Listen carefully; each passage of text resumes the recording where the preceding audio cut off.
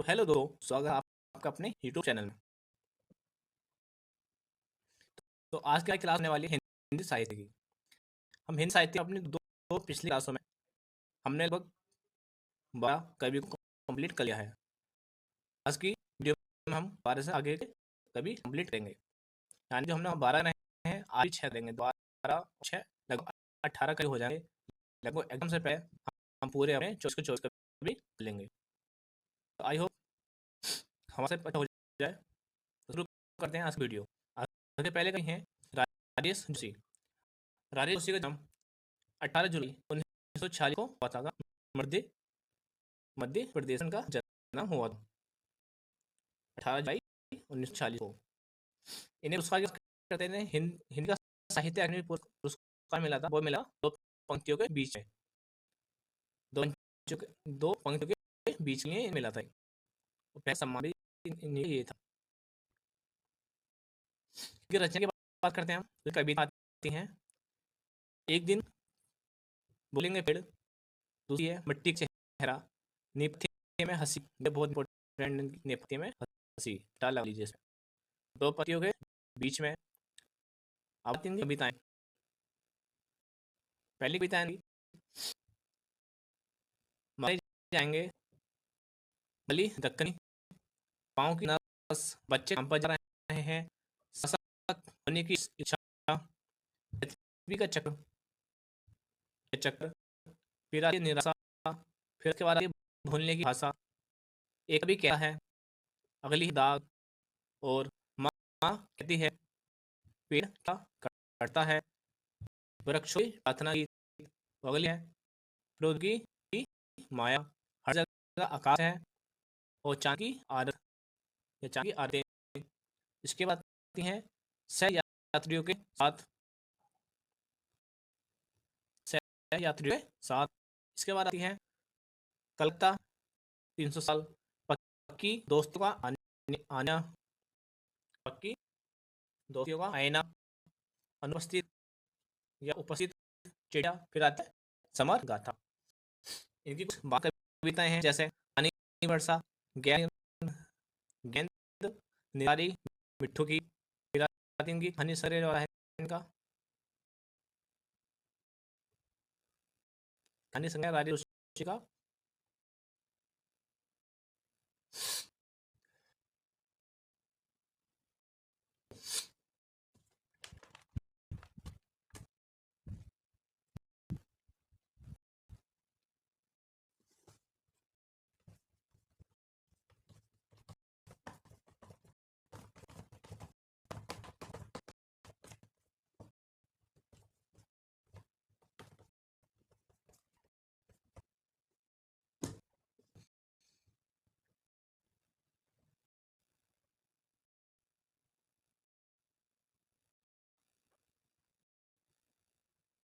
अगले भी हमारे शेखर जोशी। शेखर जोशी का जन्म हुआ था 10 सितंबर 1932 को। कब हुआ था? 10 सितंबर 1932 को इनका जन्म हुआ था। कहाँ हुआ था? अल्मोड़ा में हुआ था, ओलिया गांव में। कौन सा गांव है ये? था ओलिया गांव में, ओलिया गांव में, ओलिया गांव में इनका जन्म हुआ। ये भी आप लोग याद रखिए। अब आएंगे पुरस्कार कौन कौन से मिले हैं। तो पहले मिला था 1995 साहित्य भूषण का पुरस्कार मिला। 1997 में पहला सम्मान, फिर 1987 में महावीर प्रसाद द्विवेदी पुरस्कार इन्हें मिला था। इनके तीन पुरस्कार हैं जो इन्हें इनको मिले थे। फिर इनकी रचना है, तो पहली रचनाओं में बात करते हैं उपन्यास। इनके कौन से उपन्यास हैं? पहले इनका अर्थ अर्थ, मूसक, उबाज, चींटिए पर और मेरा पहाड़। इनके उपन्यास हैं 3। फिर के बाद इनकी कहानियाँ। इनकी कहानी सबसे इम्पोर्टेंट है, वो है राजू, नौरंग बीमार है, प्रतिनिधि कहानियाँ, कोसी का घरबार और साथ के लोग, हलवा हलवा, बदू, मेंटल और बच्चे का पना, समर्पण, निर्णायक, गतल लोहा। ये इम्पोर्टेंट है, लगा इस पे गतल लोहा, डगरी बेले, बिरारी, गाइड और इसके बाद आती है नेकलेस या नेकलेस, फिर आती है प्रथम साक्षात्कार, फिर आती है विडुबा, उसके बाद आता इस सबो, ये बहुत इंपॉर्टेंट है इस सबो। इसके हम बात करते हैं कि जो शब्द चित्र इन्होंने बनाए थे, सब चित्र की बात करते हैं तो वो आता है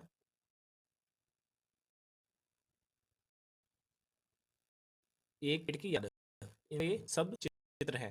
इसे भी आपको ध्यान रखना है कि ये एक पेड़ की याद क्या है इनका, वो ऑप्शन में देगा आयोग कि रचना है, कहानी है, उपन्यास है, या ये सब चित्र है, तो इसे आप लोग याद रखें। क्योंकि अन्य रचनाएं हैं कि डंगारी बेले न रोको उन्हें सुबह, न रोको उन्हें सुबह, ये भी इम्पोर्टेंट है। अब इनके बात करते हैं मुख्य तथ्य, तो सेकंड उसी के मुख्य तथ्य हैं।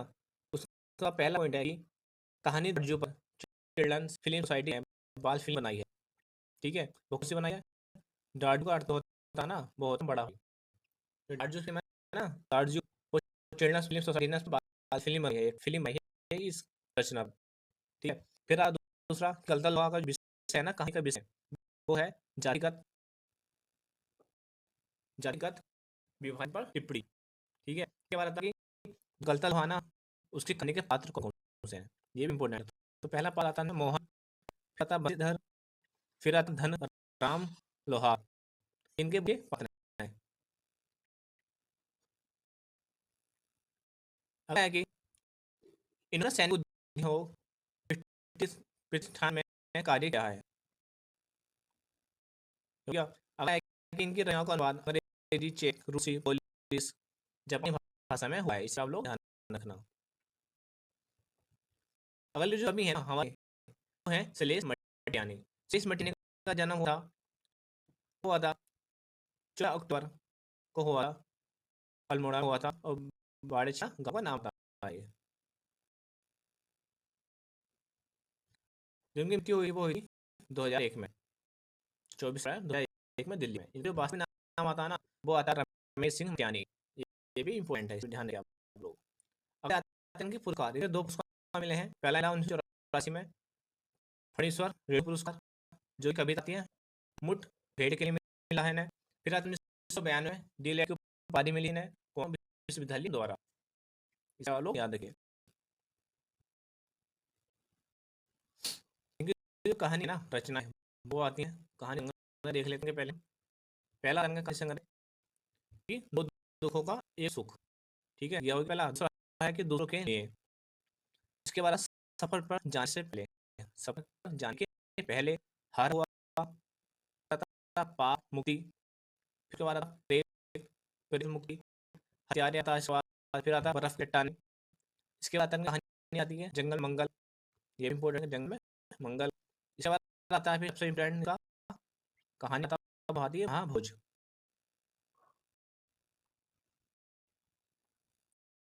महाभोज, चील, प्यास और पत्थर। फिर आती है नाच मोरे नाच, उसके बाद आते हैं भेड़े और गली, फिर आते हैं डब्बू मंग, उसके बाद आते हैं रहमुल्ला, इसके बाद आती है पोस्टमैन, फिर आती है आगनी, इसके बाद आती है जुलूस, और उसके बाद आता है महमूद, महमूद इनकी कहानी है। इसके बाद ये ऋण, ऋण में इनकी कहानी है, और रुका हुआ रास्ता, ये भी इंपॉर्टेंट है, इनकी कहानी है।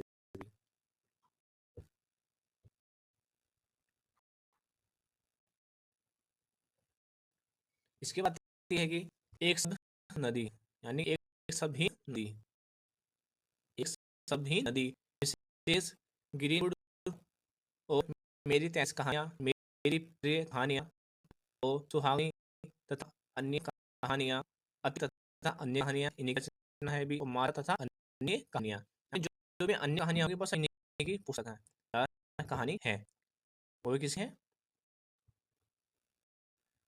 शेष मटियानी की ये पुस्तकें हैं, इनको आप लोग ध्यान रखिए। इसलिए मटियानी जिनमें अन्य कहानियाँ ना, उस इन्हीं की कहानियाँ नहीं है कि माता अन्य कहानियाँ, अति तथा अन्य कहानियाँ, भविष्य तथा अन्य कहानी, अहिंसा तथा अन्य कहानियां, जितनी भी सब अन्य कहानियां वो सब इन्हीं की रचनाएं हैं। इसको आप लोग ध्यान रखिए। इसके बाद आपका उपन्यास, उनका पहला उपन्यास आता है वो बोरी वली से, बोरी, ये बोरी वली से बेरी बंदर। फिर आता है छोटे छोटे पक्षी, छोटे छोटे पक्षी आता है कबूतर आना। उसके बाद आता है होलदार, इसके बाद आता है श्री सेन, इसके बाद आता है तितलिया, तितलिया भली, तितलिया भली, इनकी उपन्यास है, ठीक है। फिर आता है नकाटी, फिर आता है किसका, नहीं किस्सा, किस्सा। फिर आता नर्मदा बहन गंगूबाई, इनको ये उपन्यास है, नर्मदा बहन गंगूबाई। फिर आता चौथी मुट्ठी, फिर आता बारूद और बचोली, बारूद और बचोली, इनका ये उपन्यास है। इसके बाद आता मुख सरोवर के हंस। इसके बाद अगर बात करें तो वो फिर आता एक मुंह सरसों, आता बेला हुई अबेर, ये भी इनका उपन्यास है, बेला हुई अबेर। फिर आता कोई अजनबी नहीं है। फिर आता दो बूंद जल, भागे हुए लोग, पुनर्जन्म के बाद, आता जल तरंग। फिर आता बर्फ गिर चुने के बाद, उगते सूरज की किरण। फिर आता रामकली, रामकली के बाद हम बात करते हैं वो आता सर्वगधा। फिर उसके बाद यह आकाश कितना अनंत है, ठीक है। इसके बाद आता उत्तरायण, फिर आता मेरे बले, आता सवित्री, सवितरी। उसके बाद आता गोपुली, गोपुली के बाद हम बात करते हैं वो आता गफूर, ये भी इंपॉर्टेंट है गफूर। फिर आता बावन नदियों का संगम, बावन नदियों का संगम। इसके बाद आता अर्धकुंभ की यात्रा, अर्धकुंभ की यात्रा। फिर आता मुड बेड़, फिर आता नागबली, फिर आया माया सरोवर आता है। इसके बाद आता है चतुर्थों शहर, शक्ति जीवन है, ये भी इनका उपन्यास है। इस पर हम करेंगे बाल उपन्यास लिखे थे कुछ, जैसा कि रहा है पहला बाल उपन्यास का कि माँ तुम आओ, माँ तुम आओ, हाथी चैन की लड़ाई, भरत मिलाप, बिल्ली के बच्चे। फिर आता मुड़ मुड़ के, मुड़ मुड़ मत देख, मुड़ मुड़कर मत देख, आता सुबह सूरज और फूल की नगरी, फूलों की नगरी का बाल उपन्यास है।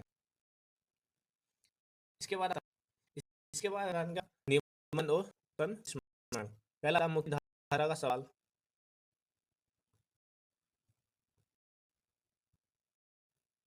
मुख्य धारा का सवाल। था कच्छ की नाव, था राष्ट्रभाषा का सवाल।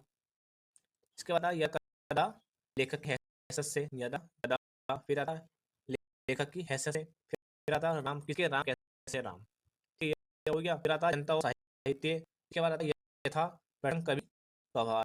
फिर आता राष्ट्रीय की चुनौतियाँ, तथा किसे पता है राष्ट्रीय धर्म का मतलब, ये इनके निबंध है, ठीक, इनको ध्यान रखिए। इसके बाद हम बात करते हैं, वो करते हैं मुख्य तथ्य की बात। मुख्य तथ्य पहला है, पहले ये लास्ट टाइम ने विकल्प, इन्होंने विकल्प और विपक्ष नामक कविता यानी दो पत्रिकाओं का संपादन किया था, ये इम्पोर्टेंट स्टार लगा आप लोग।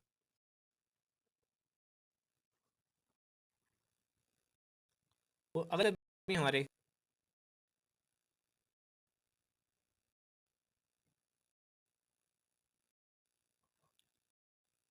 वो है हमारे गजन मालम मुक्ति बोध, गजंद माधव मुक्ति बोध के अगले भी हैं हमारे। इनका जन्म हुआ था, वो हुआ था जन्म, वो 13 नवंबर 1917 को हुआ था, कहाँ हुआ, मध्य प्रदेश में हुआ, ठीक है। इसे ध्यान रखना आपको आती है। फिर मृत्यु कब हुई, वो हुई थी 12 सितंबर 1964 में दिल्ली में हुई थी, इसे भी आप लोग ध्यान रखना। इसके बाद उनकी कविताएं आती हैं। उनकी पहली कविता है कि चाँद का मुंह टेढ़ा है, संघर्ष स्वीकारा है, बुरी हुई खाक भूल। कथा एक अतः कथा। इसके बाद एक भूतपूर्व विद्रोही आत्मकथन। फिर आता है एक स्वर्ण कथा। इसके बाद आता है भ्रम राक्षस। इसके बाद भूल गलती मैं उनका ही होता। फिर आता है जब पर्सन चिन्ह बुखला उठे, इसके बाद आता है दिमागी गुहा अंधकार, इसके बाद आता है गुहा अंधकार का और रंग टांग टांग, इसके बाद आता है नाश देवता, इसके बाद आता है पूंजीपति समाज के प्रति, इसके बाद है बेचैन चील जो कि इम्पोर्टेंट है, बेचैन चील मुझे पुकारी हुई पुकार, ये इनका इम्पोर्टेंट है। इसका आता है मेरा आतंक बबूलपन, फिर आता है कि मैं तुम लोगों से दूर हूँ,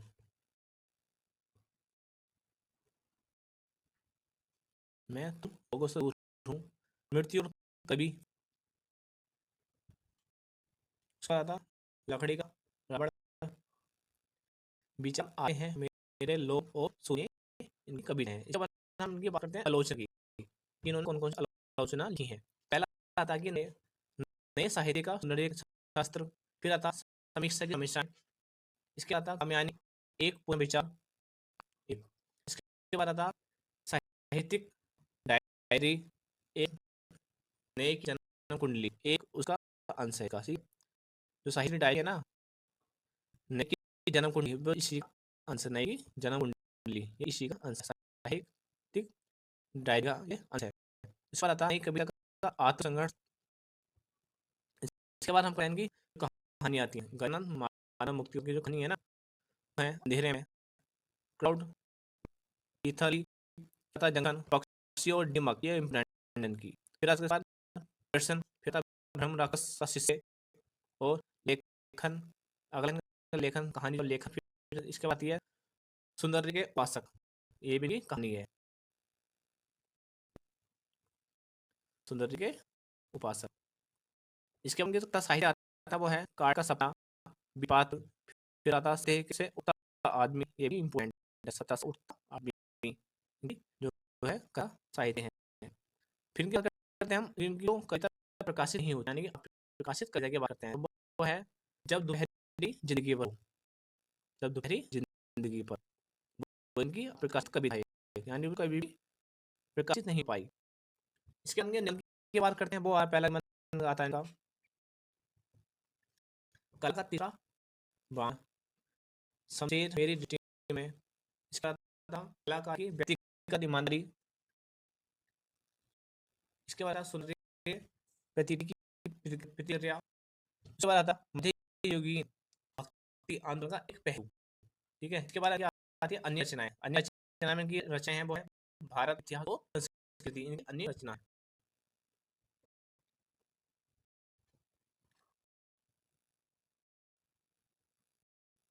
अगले हम बात करेंगे मुख्य तत्व की, तो पहला मुख्य तत्व है कि इन्हें प्रगतिशील कविता, यानी जो उन्होंने लिखी 1936 से 33 के बीच में, और नई कविता 1991 में लिखे बीच में के बीच का एक सेतु माना जाता है, यानी जो प्रगतिशील कविता और नई कविता, वो एक दोनों के बीच का एक सेतु माना था, ठीक है।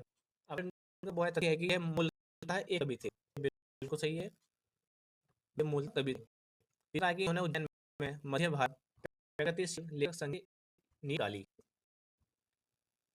कहाँ डाली, वो उज्जैन में, इसे आप लोग ध्यान रखिए। हालांकि ये एक ऐसे लेखक हैं जिनकी कविताएं किताबों का प्रकाशन इनकी मृत्यु के बाद हुआ है, ये बहुत इंपॉर्टेंट है, यानी कि कौन से साहित्यकार जिनकी जो रचनाएं शायरी वो उनके बनने के बाद हुई थी, वो है जनन मतलब मुक्ति बोध, इस को याद रखना। और उनके जीवित रहते हुए सिर्फ एक किताब छपी, वो थी क्या, एक साहित्यिक डायरी, इसे हम लोग को याद रखना है। और फिर इन्होंने नया कौन साप्ताहिक थी ना, उनका पालन किया था, ये पत्रिका थी नया कौन पत्रिका, वो कौन सी सत्यवादी साप्ताहिक ये थी। आई होप आप सभी को आपकी क्लास अच्छी लगी हो, अगर आप हमारे चैनल में नए हैं तो हमारे चैनल को सब्सक्राइब करें और लाइक करो, वीडियो ज़्यादा से ज़्यादा शेयर करें, जिसमें आगे वीडियो बना के शक्ति प्रदान हो। थैंक यू सो मच इसके लिए।